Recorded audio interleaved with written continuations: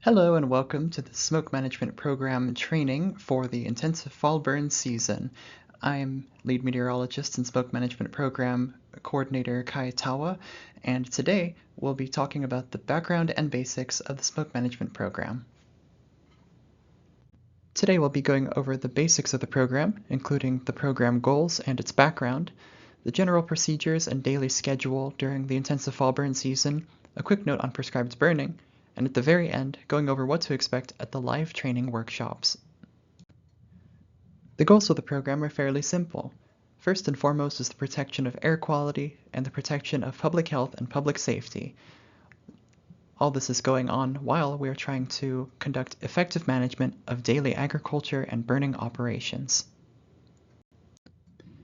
The reason the program exists at all is that burning rice straw is the most effective way to eradicate disease during the fall after harvest. The only other way to eradicate disease effectively is to flood fields. However, this can be very draining to water resources. In the past, smoke pollution from unregulated burning has resulted in unhealthy air quality in the Sacramento Valley, so this program was created to allow burning to take place without resulting in unhealthy air quality through the air basin. The program as we know it today first began with the Connolly-Arias-Chandler Rice Straw Burning Reduction Act of '91, although some earlier plans existed through the '80s. What this act did is it resulted in a progressive phase-down of rice burning through the '90s with less allowed each year. By 2001, burning rice was only permitted for disease control via the Conditional Rice Straw Burning Permit Program. This program verifies that there's a sufficient level of disease to justify burning. Nowadays, via this program, the amount that is allowed to burn is either 25% of the total basin planted acres or 125,000 acres, whichever is less. On this slide, we can see the way that the progressive phase-down was conducted. First in '92 with 90% of the acres allowed to burn, then 80% and 70%, etc. Feel free to pause the video here to go over all the details. After the current allowable limits were established in 2001, starting in 2003, it was county ag commissioners that were in charge of using random sampling and statistical analysis of rice fields to verify disease prevalence each year. Starting in 2009, however, this responsibility shifted over to UC Davis, conducting evaluations throughout the air basin. This was a more efficient way to determine disease prevalence for all counties without the need to test every field. These evaluations by UC Davis are conducted every 5 years, with the latest being in 2019.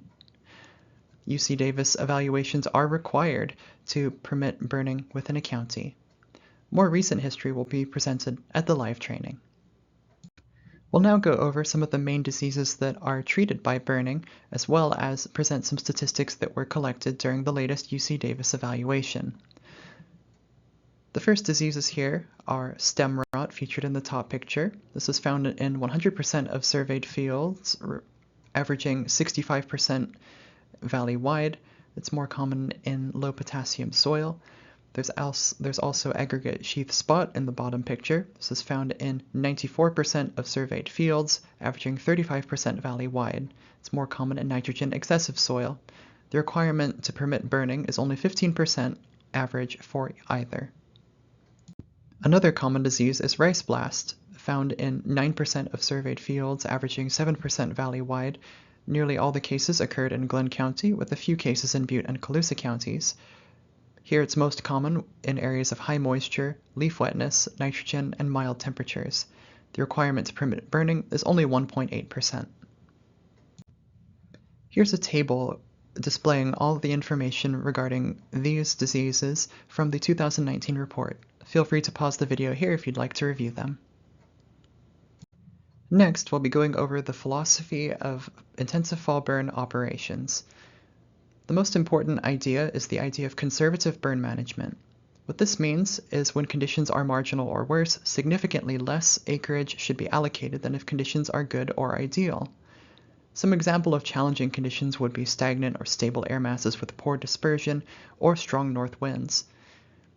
When considering to allocate acreage, some things to always consider would be field conditions, such as the wetness of fuels, the harvest technique, which can affect how long it takes fuels to dry out, the spatial and temporal distribution of fires to reduce smoke impacts, and of course meteorological conditions such as atmospheric stability, wind speed and direction, and the present air quality. Some of the main atmospheric conditions that are considered when allocating acreage are, firstly, atmospheric stability. The main way that this is measured is in inversion strength. Details on how inversions work will be covered in another video going over the basics of meteorology used for the intensive fall burn season. But basically, we're measuring the temperature between Pennington and the Sutter Buttes. These two locations are very close to each other horizontally, however, are about 2,000 feet different in elevation. Determining the temperatures at these areas can show how stable or unstable our atmosphere is. Mixing layer depth is also important and describes how high our smoke plume is able to reach. Wind speed and direction are fairly self-explanatory. You'll always want to consider any downwind populations when burning. Moisture affects how fires behave as well. You'll want to consider the relative humidity, how the fuel moisture itself is, and cloud coverage can prevent drying out. You'll also, of course, want to consider the present air quality. If conditions are already poor for air quality, burning cannot be permitted. The main way we measure this is through PM2.5 concentrations, or the concentrations of smoke particles or air pollution particles in general that are 2.5 micrometers in diameter or less. Another way to measure this is through airport visibilities, through the observations at Red Bluff, Marysville, and Sacramento. These factors can then be fed into equations like this. This is the theoretical maximum acreage allocation equation the ARB uses to get a rough estimate on how much acreage can be burned safely on a given day. You don't have to memorize exactly how it works, but you can see how most of the conditions that we just went over are used in equations like this. From this initial output, forecasters from Western Weather Group and ARB can tailor a more reasonable number. Another formula that helps determine how much can be burned is the county acreage distribution equation. This helps fine-tune acreage allocations for individual counties. You can pause here to see the different factors, and you certainly don't have to memorize how all of them work. Next, we're going to talk about the different burn day types that occur during the intensive fall burn season. On a given day, one of the first bits of information that you'll hear is what type of burn day it is. We'll be going over each in detail in the coming slides. On this chart, we can see various ways that different types of burn days are declared. We'll be working through this chart from the bottom to the top. First, we'll be starting with the two different ways that restricted fields days can be called. First, we can have a basin-wide average north wind speed of 15 miles per hour or greater. North winds matter for the fall burn program because the north winds will advect or deliver smoke to highly populated areas in Sacramento and the Bay Area, increasing the likelihood of impacts to the public. Another way to achieve restricted fields is through highly stable conditions. In this case, we have some AND conditions to consider. If the morning inversion is greater than 17 degrees Fahrenheit, and there's already some air quality issues present, that is a basin-wide average of 25 to 27.9 micrograms per cubic meters of PM2.5, and basically no wind is expected, then a restricted field stay will be called. Pruning's only days are slightly worse. In this case, the only difference here is a slight increase in the air quality through the valley. Next, we have three different ways to get a no-burn day in which no agricultural burning can take place. First, we can have a basin-wide average north wind speed of 20 miles per hour or greater, or we can have highly stable conditions along with presently bad air quality. We can have a strong inversion with 3 or more sites greater than 32 micrograms per cubic meter, or we can have a basin-wide average PM2.5 concentration of 30 micrograms per cubic meter or greater. Now I'll be going through the different burn day types individually. Our regular burn days are also called permissive burn days. These are declared when the theoretical allocation equation spits out at least 2,000 acres and ARB does not declare a prunings only or restricted field stay otherwise. The allocation per district is a minimum of 200 acres. Just because it is a regular permissive burn day doesn't mean that everything is perfectly fine, however. It's still important to check PM2.5 and ozone levels in forecasts, and it's still important to check the detailed weather information in your area in case you may face worse conditions than the rest of the air basin. Wet days are declared when rainfall occurs in the valley. The table on the right describes the way that wet days are declared. Starting from the bottom again, we can see if 0.18 inches or greater occurs in one day, then a wet day will be declared. And moving up, we can see that if certain amounts of rainfall have occurred over the past 3 days, then wet days will continue to be declared. When a wet day is declared, rice straw cannot be burned unless it passes a crackle test. A crackle test is a fairly simple test in which a random sample of straw is taken into the hand and then bent sharply. If the rice straw crackles loudly, it's likely dry enough to be burnt efficiently. If it does not crackle, it is likely too wet and will generate more smoke than if it were dry. It's important to note that the way that rice straw is harvested affects how long it takes to dry out properly. We can see that spread rice straw, as shown in the picture to the left, should not be burned prior to a 3-day drying period unless it passes a crackle test. Rowed rice straw, in which straw is rowed on top of each other in a straight line with all the grain running parallel, it takes closer to 10 days to dry properly. Chopped rice straw takes the longest to dry out properly and must be reported by growers to districts due to how well it maintains high moisture levels. Next, we can talk about restricted field stays. On these days, districts may only allocate up to 50 acres of field crop residue burning, however, can spend the rest of their allocation on things that burn more efficiently, such as orchard prunings. Place burns appropriately on these days as dispersion will be limited somehow. It is better to burn later in the burn hours in general, but especially on restricted field days.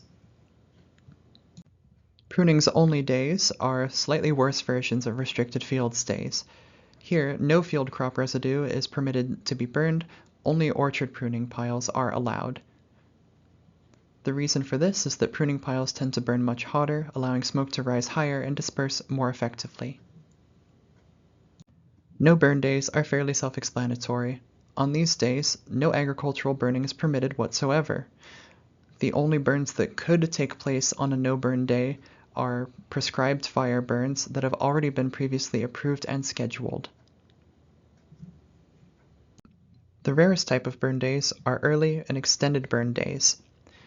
On these days, hours for burning are expanded due to favorable conditions. These typically occur ahead of incoming storms, when south winds, increased lift and mixing are present, and no rain has fallen yet. Notifications for these special events are made via the Western Weather Group forecast files and may be emailed out as well outside of regular hours.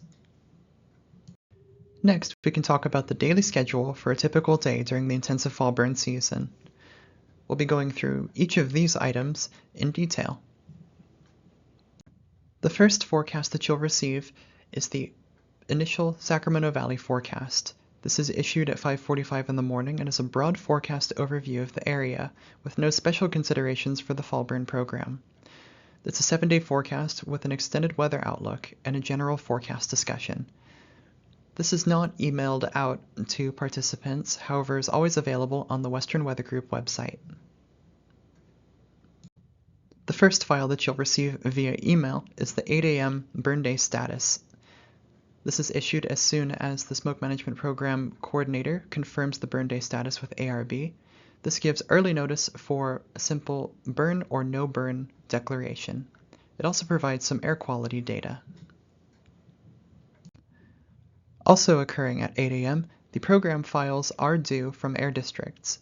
These files contain acreage information from the previous burn day, including what type of crop was burned and in which zones of which counties.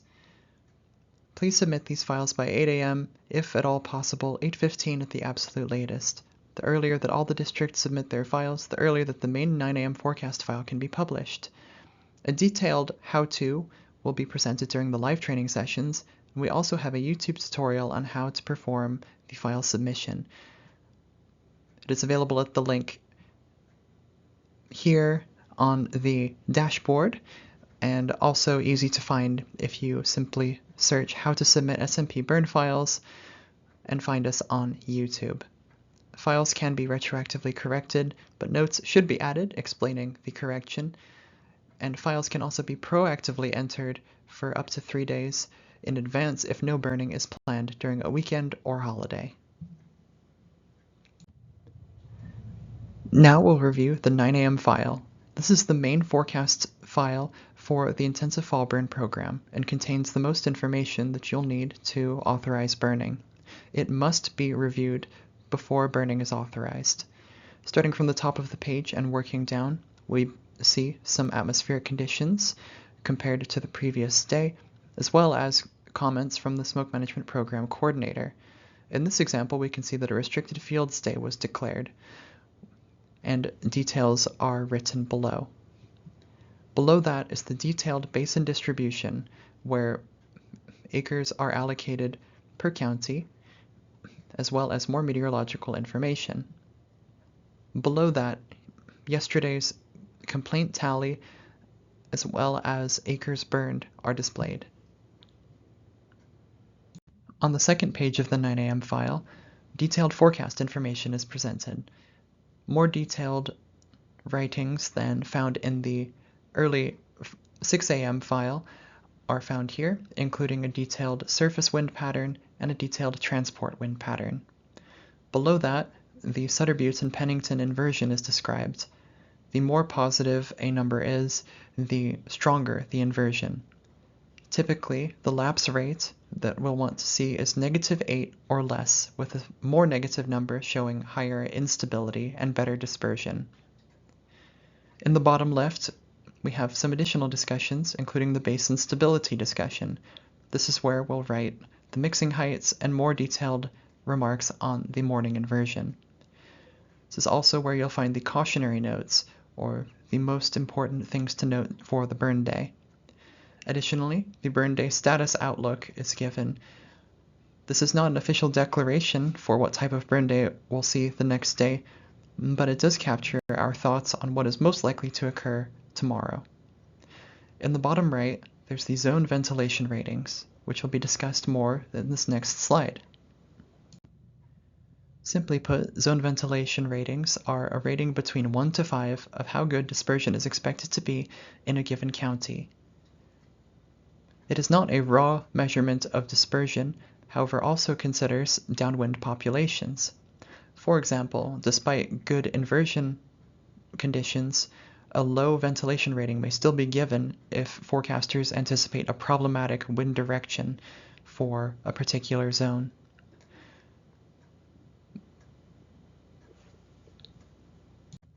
On page 3 of the 9 a.m. file, the ARB forecast is presented.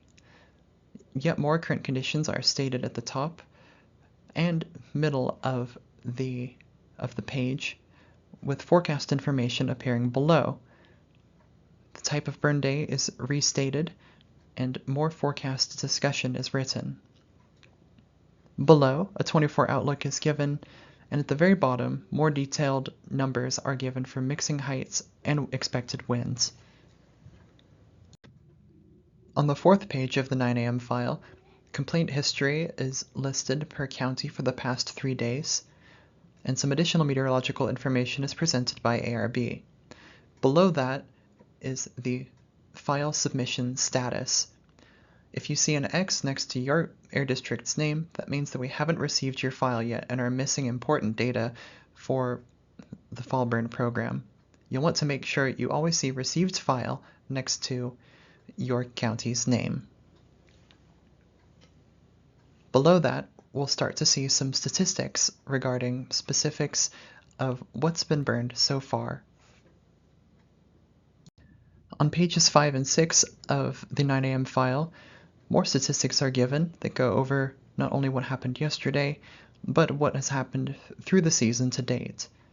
At the very end of the forecast, updated air quality information is presented, and an aircraft sounding is also presented when available. The sounding shows details on the stability of the atmosphere. Details on how to read these charts will be given during the meteorology video. The next thing that occurs is the 9:30 a.m. conference call. If you are planning on burning whatsoever, it is highly encouraged that you join. This gives the opportunity for air districts to coordinate with each other and also ask detailed questions to Western Weather Group meteorologists. The meetings are held via Microsoft Teams, and the forecaster will share their screen so that they can present the weather data in a visual way as well as explain verbally. The last item that you'll receive from Western Weather Group on a typical burn day is the 11 a.m. update. Typically, this update is not emailed unless there are significant changes from the 9 a.m. forecast. Rather, it's just uploaded to the website and can be checked typically just after 10:30. On this file, we'll update our forecast numbers and highlight any changes we see from the previous forecast, as well as update the burn status outlook. This is also the place where we typically first declare the extension of burn hours for a coming day. In summary, for your decision-making processes, you'll want to carefully read the program files and forecasts. You'll certainly want to participate in the 9:30 a.m. conference call. If you're planning on burning fields near district borders, please collaborate with neighboring districts, especially during the call. Pay attention to current winds and inversion strengths using the Western Weather Group website. Again, a demo on how to use this website will be given during the live training. You'll always want to have well-spaced burns, both spatially and temporally. Temporally, you'll want to stagger the burn ignition times, with higher risk fields taking place later in the day. You'll also want to authorize only small fires in remote areas if dispersion conditions are poor. Occasionally, conditions are such that additional acreage can be granted on top of the morning allocation upon request. Here's a list of things that the Smoke Management Program Coordinator or Acting Forecaster will likely ask you before being able to approve additional acres. Feel free to pause the video here to review all of them. However, one factor that we will always ask about are the characteristics of smoke plumes from fires that are already burning. This is typically a great indicator of how additional burns will take place. Once you're confident that the additional burns that you're requesting will go well, you can submit your acreage request via the same 9:30 a.m. conference call Teams meeting. The chat will be visible to any forecaster working at the time. Otherwise, you can also call the Western Weather Group office at 530-342-1700. For a quick note on prescribed burning, Western Weather Group doesn't work directly with any entity regarding prescribed fire. However, during the intensive fall burn season, all proposed prescribed burns should be reported to the Smoke Management Program Coordinator at least 1 day prior to ignition if possible. The district should approve the burn through the PFERS website so burn information can be displayed on the maps for everyone. And most importantly, if burning is conducted at or below the daily variable elevation or 2,000 feet, then the proposed acreage is considered part of the local acreage distribution. For example, if a prescribed burn was occurring at 1,000 feet in Butte County and was 100 acres, then those 100 acres would come out of the daily allocation. If the total acreage allocation was just 200 for the day, then Butte County would only have 100 acres left to use for other purposes for the day. In summary of everything we've discussed this video, remember that burn hours are from 10 a.m. to 3 p.m. every day, with all flames out by 4 p.m. Make sure to submit your program files by 8 a.m. at the latest. Read the 9 a.m. file carefully before making any decisions or allocating any acreage. Do distribute allocations as spatially and temporally as possible to minimize impacts. Always watch field conditions and updated wind and inversion conditions.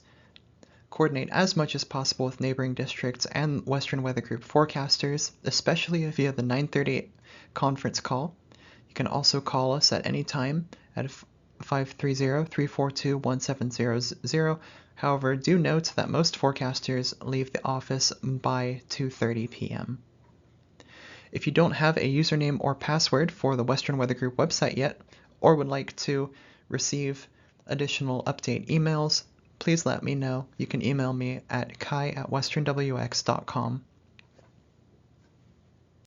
And this concludes the basics and background of the Smoke Management Program and Intensive Fall Burn Season. For the next steps for your training, please make sure you watch the Meteorology Basics video, also available here on our channel, and please do attend the live training sessions. These will be held remotely via Teams, and please see your email for the exact training session times. One of the sessions will be recorded as well, so if you can't make any of the sessions, you'll still be able to watch what happened. During these training sessions, we'll be going over how to use the Western Weather Group website dashboard and how to submit program files in real time. We'll also be working through 2 to 3 live examples of prior burn days and how burn day decisions took place and what the effects of those decisions were. We'll also have plenty of time for a live Q&A for any questions that you may have come up with during this first video or the Meteorology Basics video. Thanks so much for watching.